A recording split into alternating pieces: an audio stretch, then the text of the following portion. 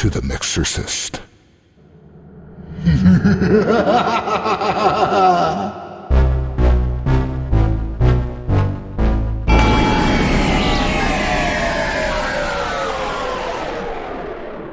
Hey guys, welcome to the show. What's going on?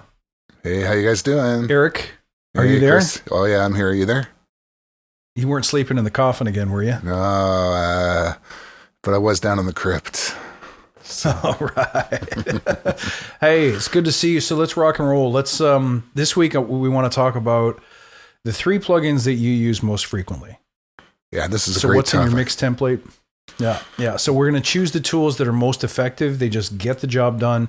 They're reliable. They get you where you want to go, and yet they're flexible enough to let you get the sound that you hear in your head.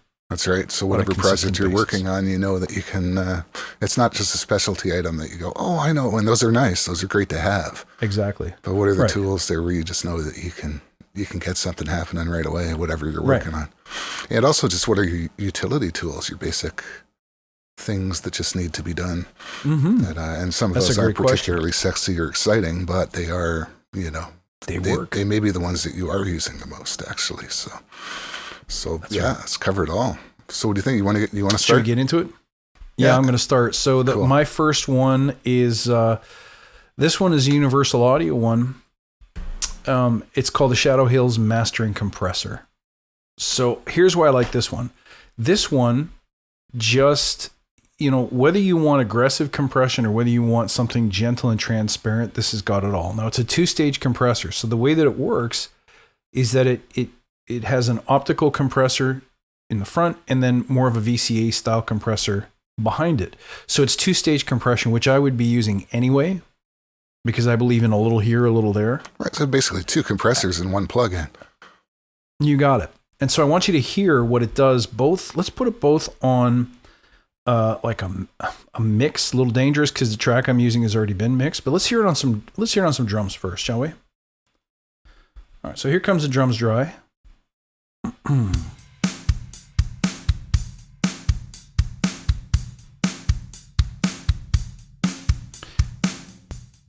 Sorry, this is dry. And let's kick the compressor in. Wow, thing. Sorry. I'm going to dig in on the compression a little more.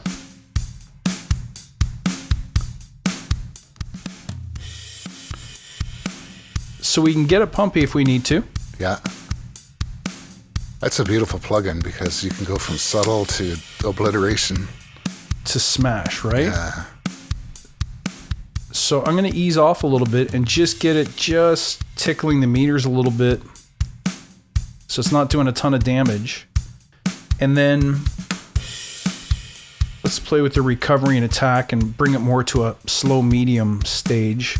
And let's just start hearing what the circuit does. So this is without. Let's kick it in.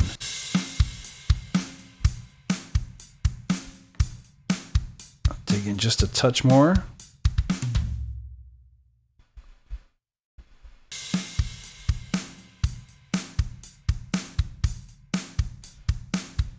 Speed up the attacks a little bit. Just feed it a little bit more gain.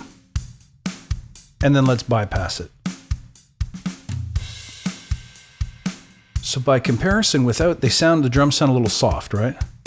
Oh, yeah. It's all of those elements Kick in the it back background in. come forward. Let's just A/B it. Off.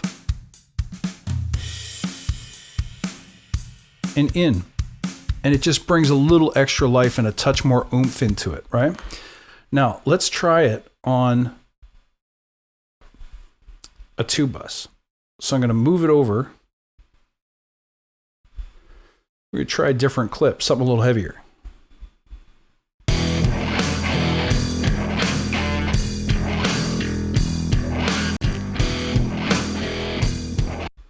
All right, so that's without. And what we're going to do is just grab a preset from they have some mastering presets here, and let's just listen to a couple of them and just see what it does as I scroll through them. So here's with nothing on it. Let's kick it in.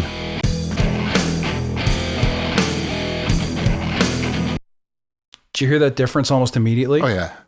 Yeah. Just took the whole mix and just leveled it, but not in a way that crushes the transients or ruins the musical kind of like that. That track was recorded in Luna, Universal Audio Luna, so it's got this big analog flow anyway. So we don't want to overwhelm it. Right. But let's just A-B those for a sec. Off.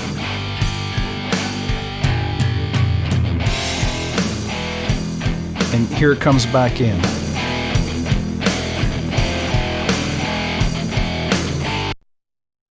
All right, so just a gentle, like a nice glue for all the tracks. Yeah. Let's try some of the other crazy presets. Here it is without. And kick it in. Yeah. My meters aren't even moving, and yet it's still bringing some kind of final oomph That's right. to the track. So I use this in podcasting because I don't want the compression to ruin. I spend a lot of time getting the sound right at the source, and I don't want a compressor to ruin that. Mm-hmm. And I don't want it to raise the noise floor either. Right. So this is perfect for that. Now, if you don't want to get into the Universal Audio ecosystem, Brainworks makes a version. Well, they're the ones that make that plugin for Universal Audio, but they released a native version. That's right. Yeah, and you can get the native version. Yeah, you get the native version on sale, and it's pretty much just as good.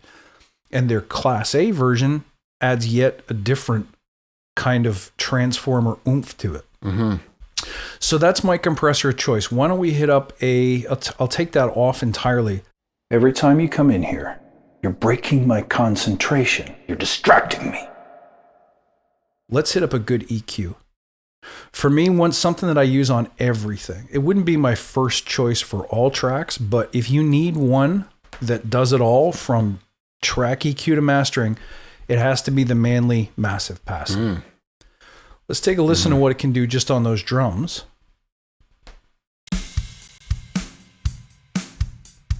So let's grab a boost in the really low end. And I'm going to crank it.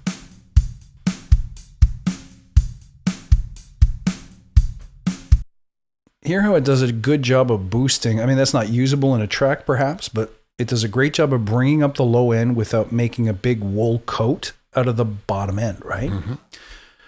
So we'll skip that. Let's move on to... let's try and suck out some mids. It's got a good phase response, particular to that EQ. And they did capture that in the plugin, I think, quite well. Totally. Let's go into the 1K, 1.5K...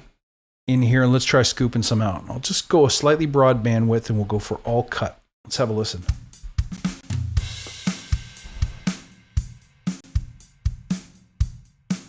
So see how it softens? I mean, that's full bore. You can't get any higher than that. You see how it softens it, but it doesn't really suck out the middle. Yeah. Well, it does so, but it's taking out tons of metal. Like it's taking out tons of frequency, but it's not doing it in a way that makes it sound hollowed out. It's doing it in a way where, to me, what I'm hearing is that if I hadn't heard the AB, I would think, well, that's just the way the track sounded. Right. It doesn't sound like something not unusual. was done to it per se. Whereas a lot of EQs, it will, if you try something like that, it will sound like something's been done to it. Right. So there's some plugins, when you're learning mixing, one of the first things I learned is you either do things to make things sound better or to make them sound different. This is good at making things sound better, but it won't transform the track. But imagine in a drum track, often we want to go for the overheads and we want to hear them brightened up or we want to hear some air around them, right? So let's see what a nice top shelf will do.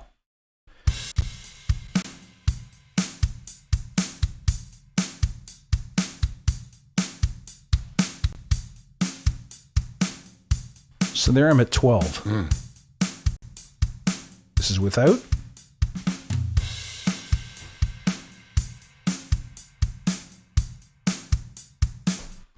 Now again, that's totally maxed out.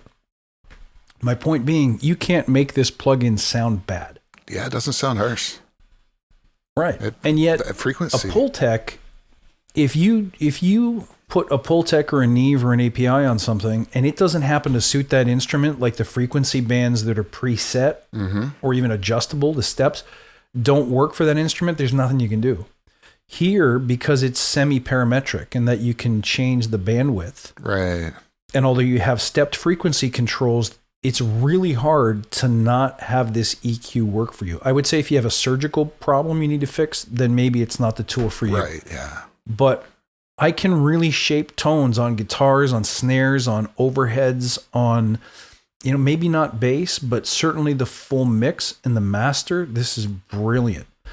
Now, if you don't want to get in the UAD ecosystem, Acoustica makes a plugin called Magenta, which when you grab it on sale is probably around 60 or 70 euro, which means, in our Canadian dollars, it's over 100, but it's still a worthwhile investment. And Native Instruments makes one.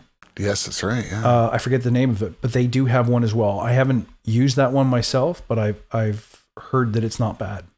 Now, if we want something, my third choice, I would say, you mentioned something I use all the time. I use NS1 for podcasts. So if you're you're out there in the world of audiobooks, voiceovers, or podcasts, NS1, fantastic for removing noise. But let's stick with musical stuff and say, hey, if you want to grab something on the cheap that just works, let's look at Waves Renaissance EQ.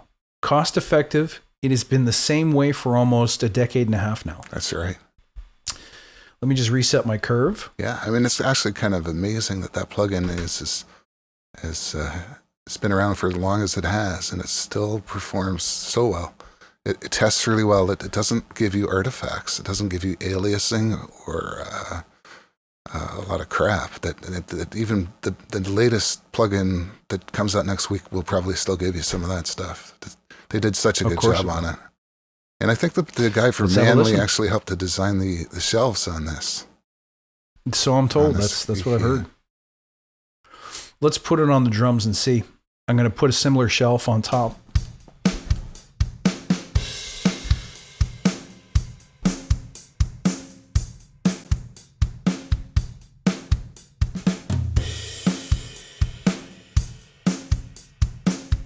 There we go.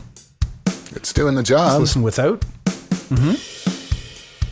It's without.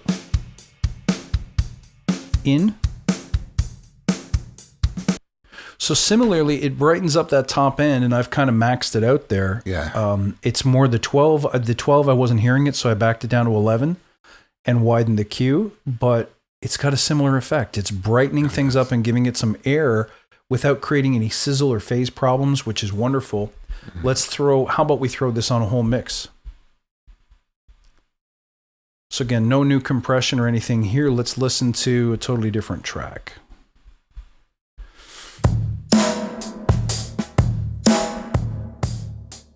All right. This is without. This is with. So just putting that shelf back in. Let's get rid of some of the mid-mids. Just a touch.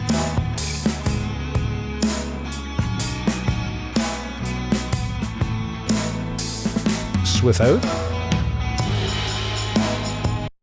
See, because that snare with that spring reverb is creating some build-up in the mids I don't like. So I'm going to cut at what looks like 850, 650, I mean.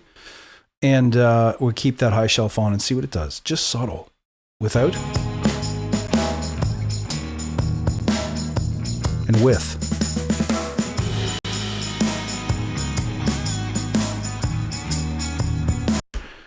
Now it's taking out some of the smack that I want in the snare, so maybe I'll move that up a touch.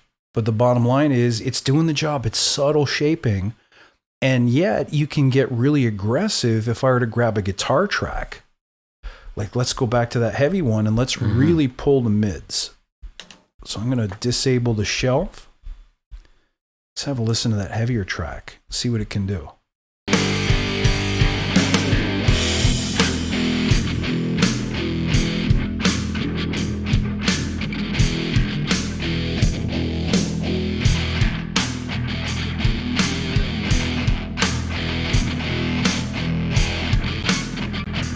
So this is without.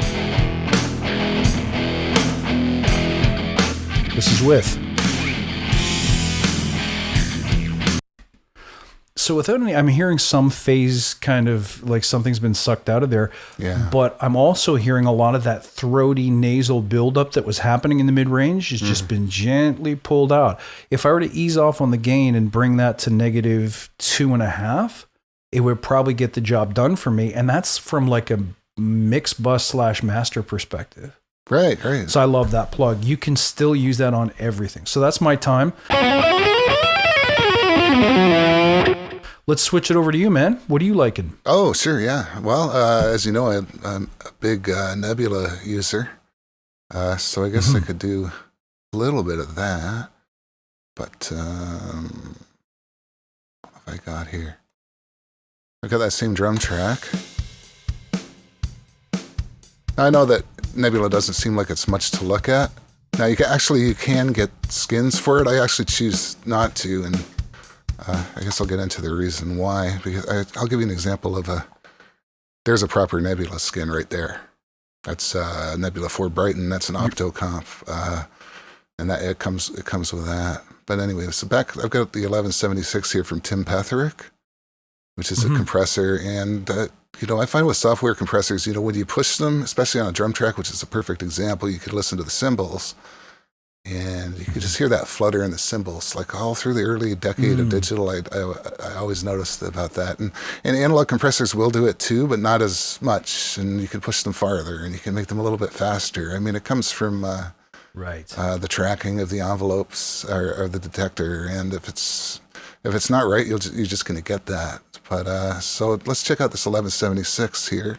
I'm using a ratio 4, even though I'm going to smash the hell out of these because I want that the part that's being smashed, I don't want that to be too small. So I'm going to keep that at 4:1. Let's see what we've got here. It also comes with a preamp. The harmonics are separated, so it's 2 instances of the plug-in. Ooh.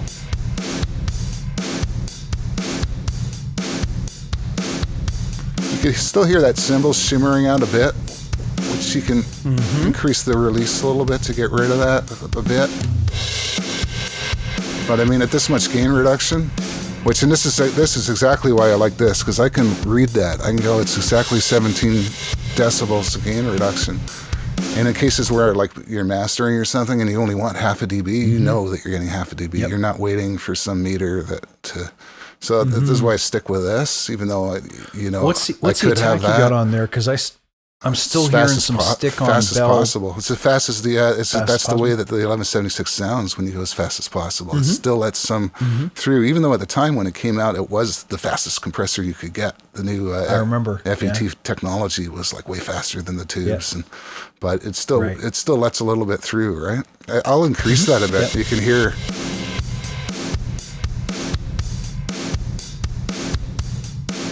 You can get a bit more of that click if you want, right? You can also high pass it. Honestly, when you increase that, I immediately heard the groove change. It does. The compressors are all about changing the groove. I mean, that's a really good point. Is that compressors are not there just to even out the dynamics, or they're not there just to make things loud. I mean, it's easy if you just want to make things loud. Minimum release. Minimum attack, you're going to kill all your transient. It'll be loud as hell, but there'll be no groove. If you want that bounce and if you want that smack, then this is where you play with it all, right? And it just has that vibe too. Yeah. So anyway, it's just a little bit more on Nebula before I move on. You can get like a complex. It's anything you want. It's EQs, it's compressors. Like there's a Pultec, there's a Neve. EAR, that's a reverb. I believe they did some Percasti impulses. There's phasers, there's delays. It's a whole ecosystem with third-party developers. Think about it like a sample library. Like Contact is a sample library, but you have all these third-party developers that make all kinds of stuff. Now, the Nebula ecosystem isn't as big as that, but it's the same kind of idea. Anyway, so I have that going on. What did I? Oh, you know why it sounded screwed up? Oh, that's not good. Not good. I think I had the 20-1 on. I had 20-1 going on there, which I don't really like. There we go. This is about what it should sound like. Anyway, that's, to me, the cymbal's the proof in the pudding. When you hear that cymbal all fluttering out, I mean, that's usually for me not a desirable sound, and I struggle with a lot of digital compressors. This one's, it still has some, but it's not too bad. Here's an Opto comp, not suited for the job, but gives you more of a splat, on drums. Another one. This is Unfiltered. This is crazy. The Unfiltered stuff is stuff that I'm reaching for a lot after I've discovered them. This is nuts. Right. Ooh. And it's got different color things. So I can pick, do I want saturation, low pass, high pass, contrast. It separates out. I don't know what it does, but check this out. Without it. With it. Getting a little loud there, but just killer stuff this company makes. Love it, love it, love it. Yep. Got the Shadow Hills there.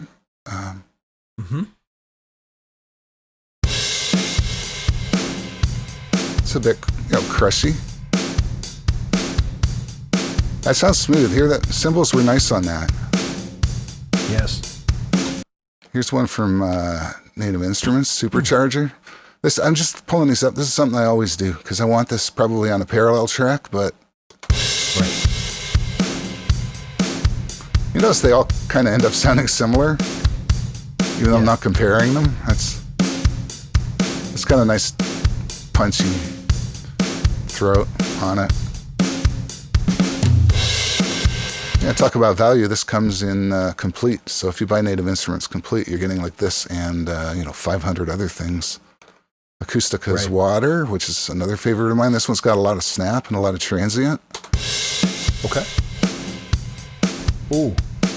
Bit older sounding, bit more vintage. Yeah, you can hear the recovery working. Yeah, this would be like a final contender, probably in a mix or something. Because it's got everything. The cymbals aren't too fucked up, even at this level of crushing. And you can add, sidechain it a bit, get some lows in there if you want. Really nice unit. This is one of their Acoustica's cheaper ones too. So anyway, enough with compressors. Let's go with this next guy, Fielding Reviver. Where did it go? Where have you gone? Did it disappear on me? No, here it is. Fielding Reviver, another cheap plugin, $29 US, I believe I paid for it. And what it does is it adds harmonics. Second harmonic, third harmonic. You can put them in serial or in parallel. Right now it's set for parallel, but if you serial, then it'll send the second into the third and then create a whole chain of harmonics. And just check out on the dry track what it does. Here's the dry.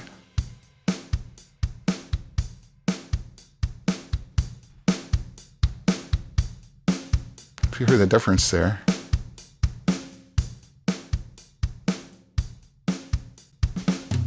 Just a bit of a lift. And that doesn't sound like a lot. But when you say like you have something like the, here, let's go with Reaper's built-in compressor. So another smash and grab here. All right.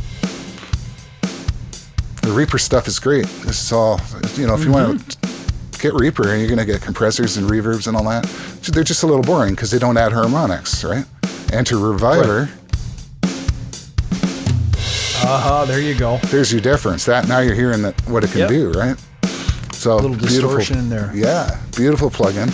And because I use it so much, one of my other most used ones is this guy here, the DC offset filter.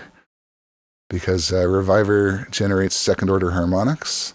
And anytime you're generating second order, even order, second, fourth, and sixth, and so forth, you're going to get DC offset. And it has to be dealt with down the line. And as good as Reviver is, they didn't do that. So I'll show you what I mean. Corrected. Here's what I mean by DC offset, right? Here's a 1 kilohertz sine tone. And we'll put Reviver on there. I'll pull that up. And add like a shit ton of harmonics. Go back to our spectrum there. You can see the harmonics. But what's this guy over here on the left? Ooh, that, my friend, is DC offset. And that is maybe not going to be audible on a one track in itself, but if you start to feed this into other things, it can start to create strangeness. In my mind, it's always best to get rid of that, like when it appears with a DC filter. And where did it go? This guy. Gone. Right? Nice. Nice. So that's the one caveat about Reviver, but that also will happen with all kinds of different plugins. I'll show you one thing that's very good about Reviver here. I'm going to have a ton of editing to do here. All right, what do I want? Okay, I want the tone generator. I'm going to sweep the tone generator and get Reviver the spectrum analyzer back in position. As I increase the frequency, check it out. Goes all the way up to the top, all the way up to Nyquist. It's clean, all right? Mm-hmm. Yeah, plugins don't do that. Right. Plugins don't do that. For instance, check out True Iron, which is actually one of the good ones. I might have this set to the high sampling rate, but watch what happens. I increase the strength. Give it a bit of crush. There we go. There's some of our activity. See that? See how it sweeps in and out? Mm-hmm. Those frequencies are getting outside of the Nyquist. If you're at 44.1, Nyquist is half of that. That's 22.1. And it's starting to generate harmonics that go outside. And they're bouncing back into the spectrum. Right. And they're non-harmonics, so they're not related to the source. So, I mean, unless you're going for a hip-hop kind of drum machine thing and you want that aliasing sound, that's where you need to. It's different ways you can do it. You can oversample, which I believe this plugin does do that. You can add a Butterworth filter before it, which take out a little bit of high end, but it will also give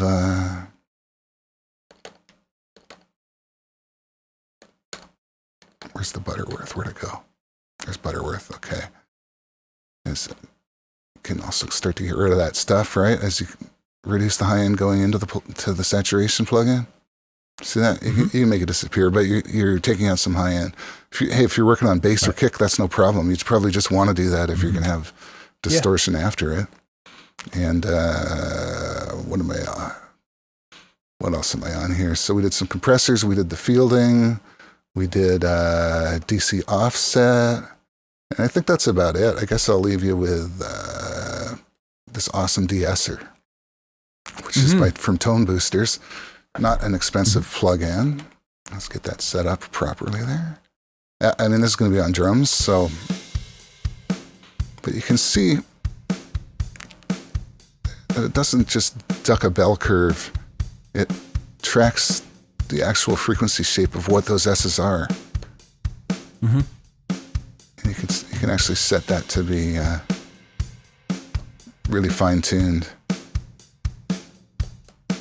And so when you've got something that's like, you don't have to figure out, is it at 8K? Is it at 10K? It's just like, it doesn't, we got a shot and there was some at 5 and there was some, and it'll shape it and it'll map it out and it'll just reduce that. This is one of the most transparent de-essers I've come across ever, probably.